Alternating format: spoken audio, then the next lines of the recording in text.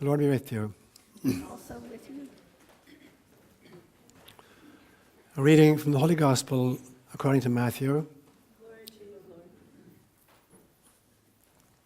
So today I've chosen two passages from Matthew chapter 13. I think I've met a lot of great storytellers in my life in many, many different cultures, beginning with my grandfather in Ireland, Daddy Jim. And I think the greatest storyteller I've ever heard as a storyteller would be Jesus the Christ, an extraordinary storyteller. And he specialized in a particular kind of story called the parable. And it is evergreen because you can go back to the parables of Jesus Christ at any stage of human history and you can unpack them differently. They're absolutely vibrant at every stage.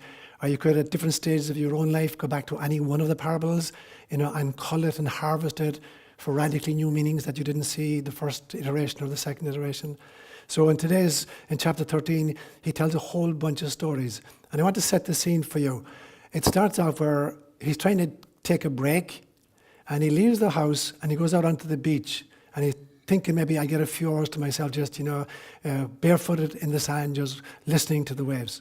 And immediately somebody says, "Yeah, we spot him. He's on the beach," and the crowds come out and flock around him. So he can't even barely breathe. So he gets into a little rowboat and he rows himself out a few yards and he rests the oars in the oar locks and sits down and then starts telling stories. And the crowd is on the beach listening to the stories. And it's just one story after the other. And in the Socratic method, he's letting them figure the stories out for themselves. He's not telling them what they mean because he wants people to think and go deeply for themselves. So here's the first and the last of it saying the reason why he's using stories and not speaking theology, or psychology or anthropology or science. That same day, Jesus went out of the house and sat beside the sea. And great crowds gathered around him so that he got into a boat and sat down. And the whole crowd stood on the beach. And he told them many things in parables. Then the disciples came and said to him, "Why do you speak to them in parables?" And then he answered them, "This is why I speak to them in parables. Because seeing they do not see, and hearing they do not hear, nor do they understand." All these things Jesus said to the crowds in parables. Indeed, he said nothing to them without a parable. This was to fulfill what had been spoken by the prophet, "I will open my mouth in parables. I will utter what has been hidden since the foundation of the world." Words inspired by God.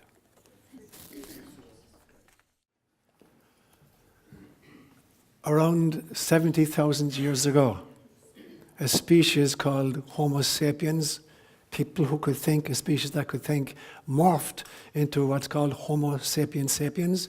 Not just people who could think, but who had language for the first time ever. So they could manipulate symbols intracranially. Now, every one of you who's raised a child, you know the excitement of a little child. Somewhere in the second year when they begin learning to speak and they're stringing together words and phrases, the extraordinary excitement that a child has at that stage, that they're able to articulate what they're experiencing. Now, something like that must have happened, I believe, around 70,000 years ago, probably somewhere in East Africa, that a species arrived and they're playing with language for the first time ever. So I just imagine the excitement of the whole group that have learned a whole new way of being in community, that they can express themselves in ways in which they couldn't afterwards. I mean, the idea, the excitement that must have been part of that transition, for me, is extraordinary. And I believe that the very first use to which Homo Sapiens Sapiens put their new language skills was in storytelling. So I want you to imagine a scene in the bush of East Africa, sometime around 65, 70,000 years ago. And I'm going to call the character Arab Chito, a Kalenjin man. And he's walking in the bush, he's a hunter, and he encounters a leopard. Now, if you live in Africa, you know the leopards are the most deadly hunters of all the big cats. They're the only creature that a dog won't take on. Dogs will bark at anything else in Africa. When there's a leopard in the area, dogs just cower. They won't even bark. They're really, really scared of the leopard. So Arab Chito encounters a leopard for the first time ever. And now he's trying to evade it in some way. And so he's running furiously to try to get back to his tribe. Now, in that stage, the typical carrying capacity of a tribe was somewhere between 15 and 40 members. So your average tribe was about 25 people. And now this Arab Cheeto is running furiously to get back to the group. And as he does, I imagine him rehearsing the encounter that he's just had. He's using his new ability to kind of put words to what he's encountered. And he's running back, he's rehearsing it to make sure he doesn't forget it. And that night around the campfire, as they're cooking whatever food they have, and there's 25 of them sitting around the campfire, he begins to tell this story. And there are 5 reasons for the storytelling. The first one is the best way to teach anything, the best way to learn anything is to attempt to teach it to somebody else. If you're a teacher, you know that.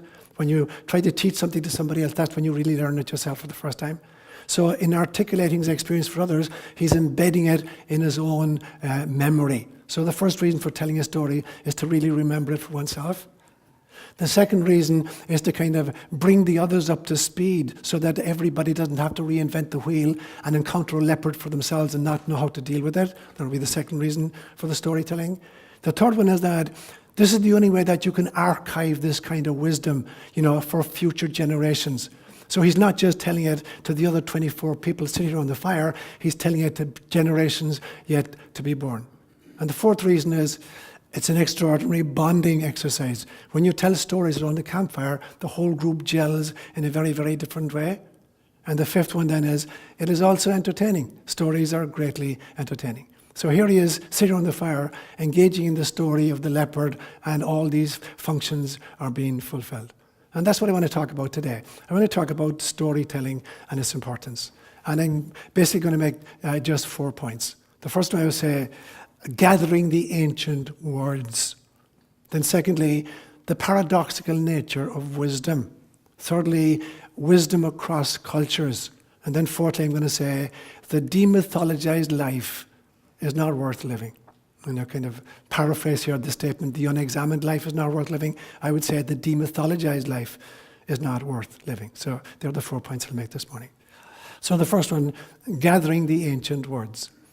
Having had the privilege of being raised bilingually, Seamus and I came from a household where our grandparents at both sides came from Irish-speaking cultures, and we went to school and we learned stuff through Irish. So having started there and gone to Africa and had the privilege of learning several other African languages and dipping into many, many different folklores, I very, very quickly realized that, if you want to understand any culture, you don't have to become an anthropologist. You don't have to go with your notebook and start observing what they're eating, what they're doing, what time they get up, etc. All you need to do is listen to them telling their stories, because stories are the archived wisdom of our culture. And if you want a very, very pithy encapsulation of their wisdom, go to their proverbs. So the stories may take, some of the great sagas that you listen to in Irish mythology, they would take 4 or 5 nights in the telling of a single saga. So stories are entertaining and they're expansive, but the proverb is a one-liner, typically a one-liner that encapsulates the wisdom. So the archived wisdom of any culture is found in their stories in kind of entertaining form, and in their proverbs in a kind of a cheat sheet. So I very, very quickly realized that proverbs are, in a sense, the key to understanding any people among whom you live. But I remember when I was still in high school, 1963, it was the summer between the junior year in high school and the senior year in high school, and I spent the entire summer down in a village in West Cork called ÓLaoire. It's a part of Ireland where Irish is still the spoken language. And I went down there specifically because I wanted to collect the proverbs. So over the course of 3 months, I visited every single house in the village. And I would ask the elders, the old women and the old men, can you tell me some proverbs? And then tell me the context in which you would use that particular proverb. And over the course of the summer, I collected 432 proverbs. I went back to school, and the school published a little booklet with these 432 proverbs in it.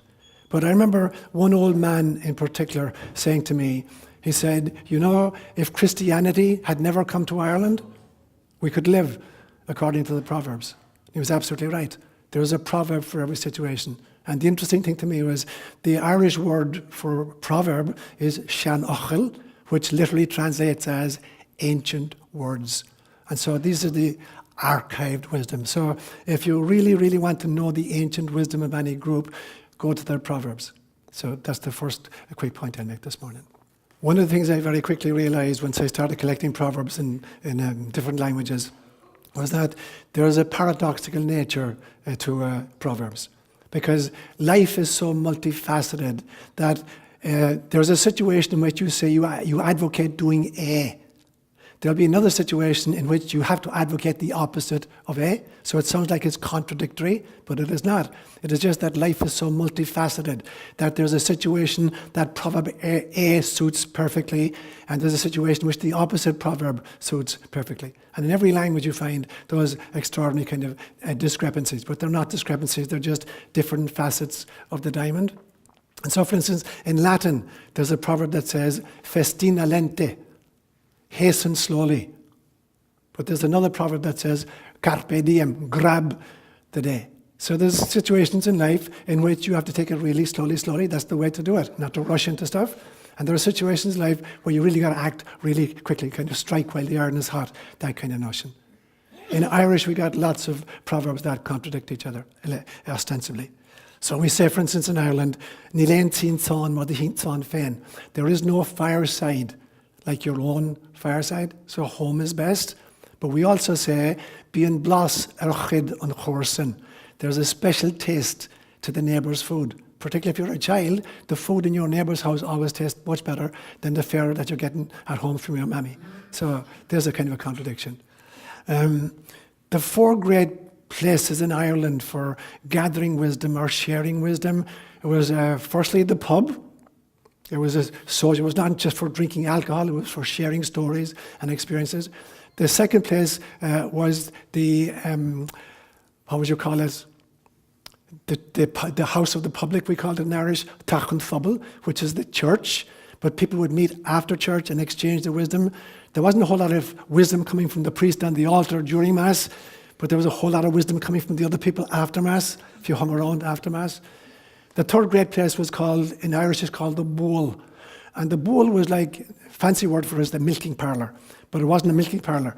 It was a part of the village where the wisdom came. And typically, each family would have one or two cows. So the women would come together in this area and they'd be milking the cows together and they'd be gossiping and telling stories. It was called the bowl. So there's one great Irish story about a guy whose one of his sheep was stolen. It was a ram. And he's trying to find out who stole his sheep. He can't find out and nobody will tell him. So he goes to an old wise man in the village and he says, can you help me? Nobody will tell me who stole my ram. And the old man said to him, Nor a chritig manana boile, shine an taum a yor torish the wealth. When the women of the milking parlour fall out and have a disagreement, that's when you'll find out who stole your goat. Because they'll snitch on each other. Normally they won't, but if they fall out with each other, one of them is going to break, and say, she's the one who stole the ram. So that was one of the places that you had the wisdom. The other place was the dung heap.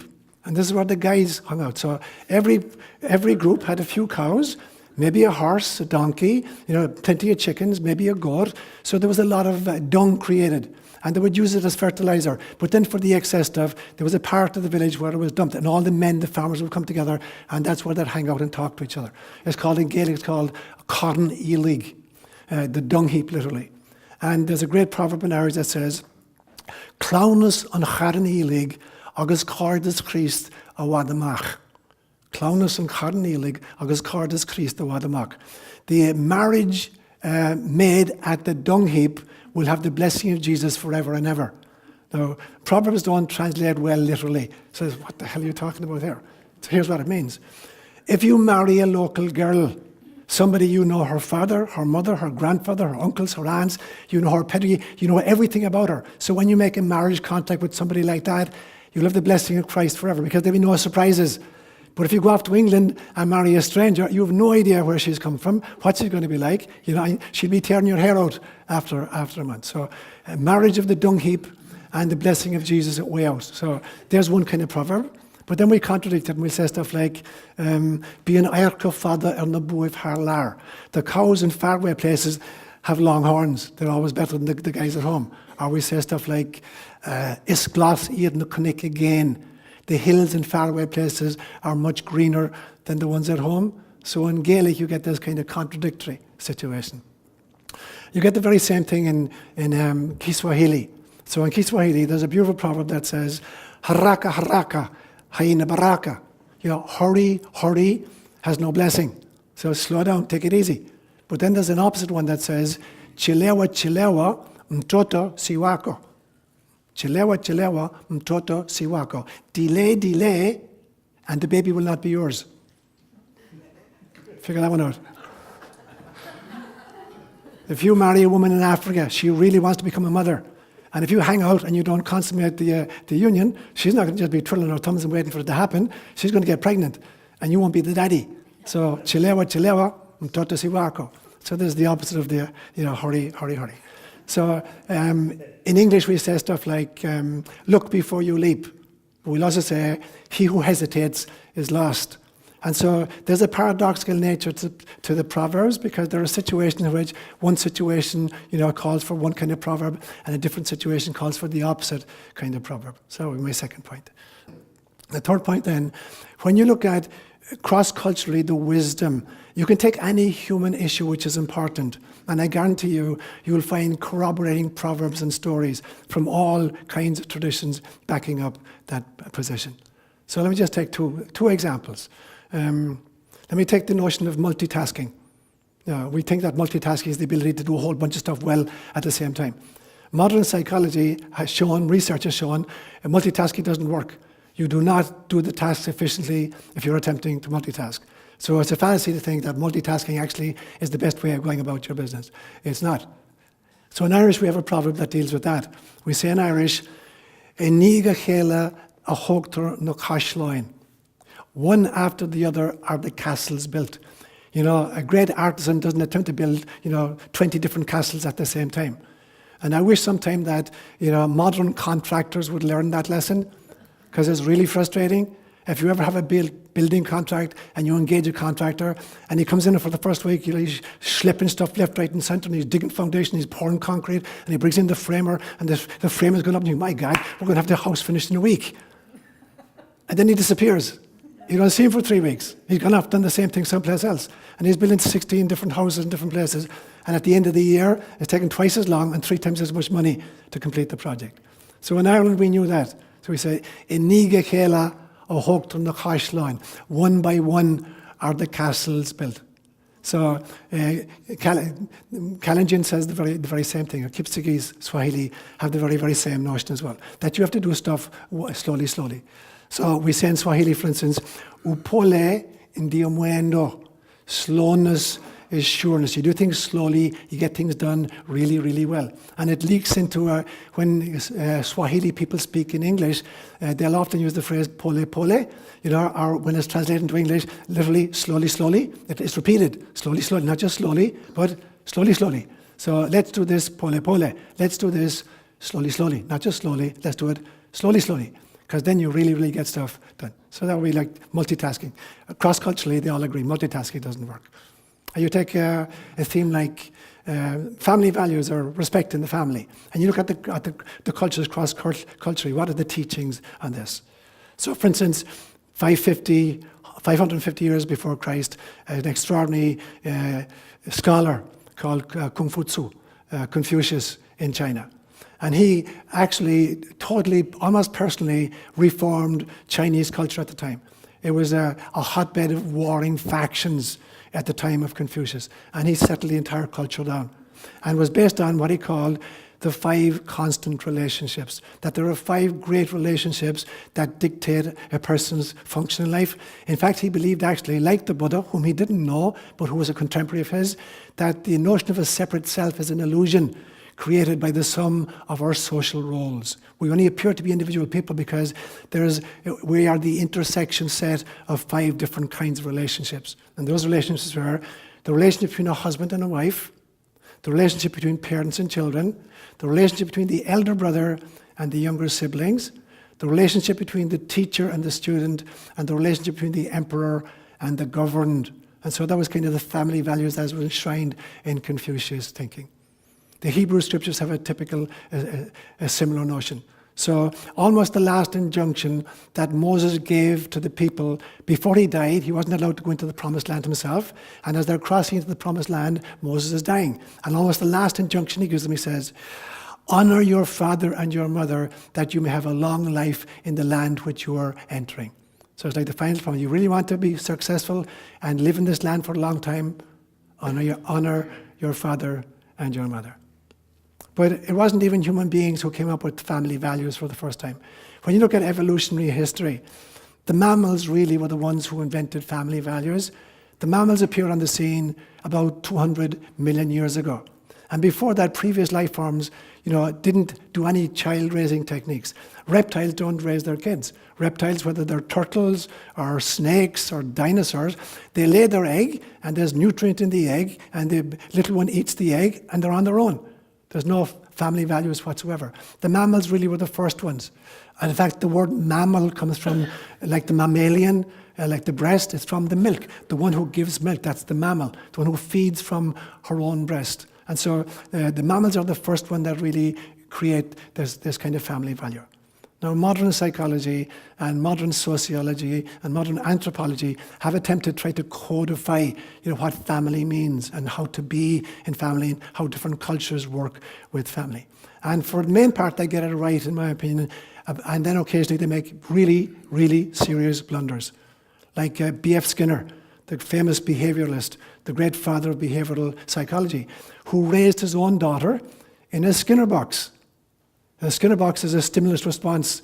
The notion that babies come into the world, tabula rasa, empty slate, and you can write anything you want and create any kind of a child you want from it. A total poppycock, but that was his belief system. And he raised his own daughter in a stimulus response Skinner box. I have no idea how she turned out. I can't imagine it turned out really well for her being raised in a Skinner box, but that was his great insight. And typically in academic psychology in Europe and the States, it's the behavioral model that still dominates our thinking. So that was a tremendous mistake in my opinion. The second one was the notion that breastfeeding your children is bad, it's out of date, and you really need to give them a pharmaceutical formula. I mean, this has been a tremendous disservice to the babies of our world. I had a tremendous, I remember one time in the bush in Kenya, encountering a young Tugan woman, maybe 22, 23, and she's got an infant on her breast. The infant looked like maybe 8 or 9 months old. But instead of suckling, she's giving a bottle of Coca-Cola. I asked her, what happened?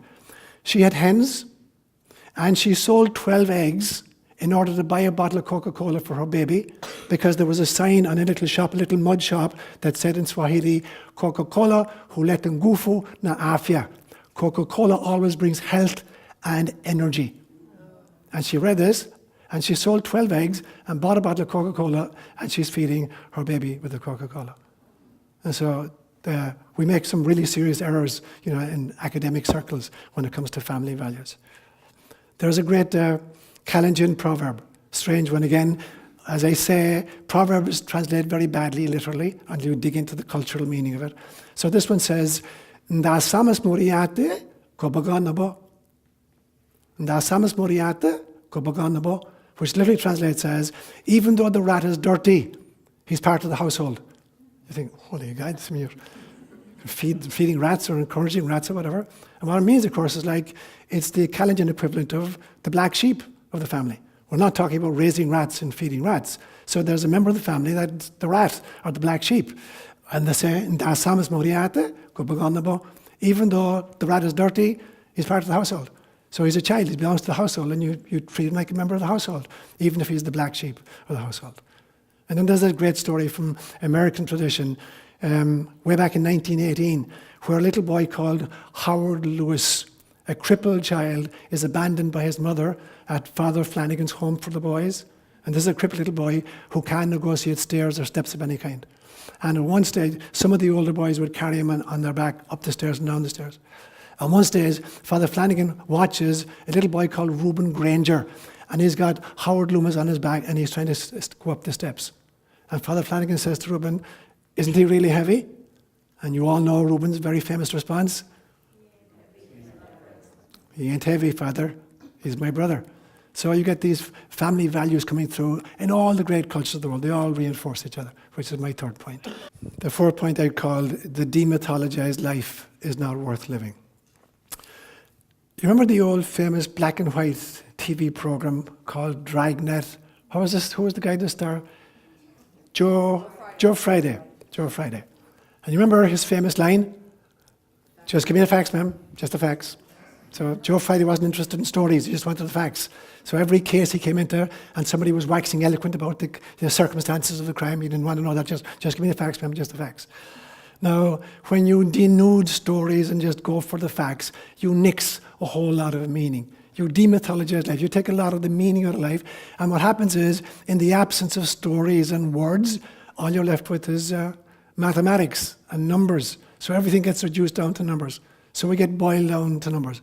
As soon as you're born, pretty much, you get a social security number. Your first credit card, you get a PIN code. You go to, Big John's Market in Hillsburg or Good Foods down here, and you got to take a ticket with your number. And somebody says, number 47, it's your turn. You go, to a P.O. box, your address is a P.O. box number, so everything is reduced down to car registration, it's a number, insurance, you're a number, so we're reduced down to numbers, and the stories are gone. And when you denude the stories, life is colorless. It's like you take this high-definition, three-dimensional holographic video of life, and you reduce it down to a few still photographs in black and white, and you think that you're understanding what it is. So I've said to you before, like the Maasai herdsmen in Kenya, they might have 150, 200 cattle. They know every single one of their cattle by name. There'll be some feature that distinguishes one cow from another. You take a European farmer today or an American farmer today, and as soon as a calf is born, they'll staple a number in the calf's ear. And that's just a number. They couldn't tell, how many cows they have, which one is which. So you just write down to numbers, and you totally take the color out of it. So for instance, our father, Seamus and myself, our dad lived in a very remote part of West Cork for the last nearly 30 years of his life, outside a little village called Ballydehob. But his mailing address, he lived in a house with a big red door, an old house that he bought. It was there long before him. And there was a red door on it. And the postal address, and the mail was delivered to the post there, was Tachdarag, Scartina Killeen, Belandachab, Kunta Corqui. In Gaelic, that's what it was in Gaelic. Now, Tachdarag literally means the red house. So there was a red door in it, so that's how the postman, that's, Paddy O'Leary's house, the one with the red door. And Scartina Killeen. Scartin in Gaelic means a little bush. And Killeen was a special graveyard. There were special graveyards in Ireland during the famine times for unbaptized babies. Babies who died before they could be baptized, and they couldn't be buried in a Christian graveyard with real people. So there were special graveyards, and in Gaelic they were called Killeen or Killeeny. So Scartina Killeen told the postman, is the house with the red door near the small little bush that's situated next to the little children's graveyard from the famine times. And it's outside a town called Belandachab. And Belandachab in Irish means the mouth of the ford of the two rivers. So there are two rivers that come together, and there's a ford in a shallow place that you can walk across, and the mouth has to do the part that goes back up onto the land. So, and it's in Cúnta Chorcaí. Now, the county is called after the city of Cork. And Cork City, which is a very ancient city, goes way back to Viking times, is built in an island in the middle of the river. In English, that's called an ait. A-I-T is an island formed by a river dividing and rejoining again. So the city of Cork is built on an island in the middle of the River Lee. The river bifurcates and then joins up again later on, and the city is built in the middle. And this was for fortification reasons. So there were only two entrances to it, and they still exist. One was called the North Gate Bridge, and the other was called the South Gate Bridge. They were the only two ways of getting onto the island where the city was situated. But the city itself was built on really boggy land, marshland, which in Gaelic is called Corchig. And so you look at my father's address then, what it says is, take this letter to Tachdarag, the house with the red door, near the little bush, which is situated by the children's graveyard, at the mouth of the ford of the two rivers in the county, which is a marshland. Now you compare that with my address. Although I live in the middle of the forest, they don't deliver mail where I live. I have to come into town. And so my address is P.O. Box 427, Healdsburg, California, 95448. Now, you could actually take the word Healdsburg out of it, and you could take the word California out of it, and it would still be delivered. If you just put P.O. Box 427, 95448, the USPS would have no problem delivering it to me. Now, imagine the color, the difference in color, and the story and the amount of information you get between my father's address and my address right now. So that's what happens when you start demythologizing. If you take the color, you drain the color out of it. Now, typically, when one culture conquers another culture, what happens is they come in with a different set of stories. Firstly, they try to change the language. They'll try to get rid of the native language and replace it with the colonial language. But much more importantly, they replace the old story with a new story. Now, the only good thing is that both of those stories are filled with meaning. The problem with modern times is when you subscribe to materialistic science, they're coming with a story that is meaningless. They're telling you, God does not exist. Free will is an illusion. There is no such thing as consciousness. It's just basically neurons firing randomly. So they've drained all of the meaning. So the story today is one that has no meaning whatsoever. At least in former conquest, there was a meaningful story that substituted the old meaningful story. There's no meaning to the stories anymore.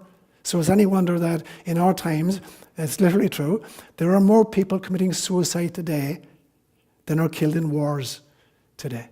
Because when you drain meaning, you drain the stories out of life, you're draining memory out of life, you're draining meaning out of life. You're taking the miracle of the cosmos, God's great cosmological story, and you're reducing it down to a few numbers. So it is time for us, it's time to get back to our storytelling. We need a story this time, a cosmic story or a global story, one that unites us completely as a species.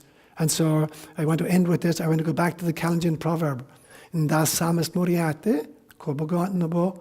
Even though the rat is dirty, he's part of the household. So what would happen if we had the ability at this stage to get down on our knees in front of God every day, not just in humility, but in ecstasy, and be able to say, from the core of our hearts, be able to say, he ain't a Gentile, Father, he's my brother. He ain't an infidel, Father, he's my brother. He ain't a barbarian, Father, he's my brother. He's not a Saracen, Father, he's my brother. He ain't an enemy, Father, he's my brother.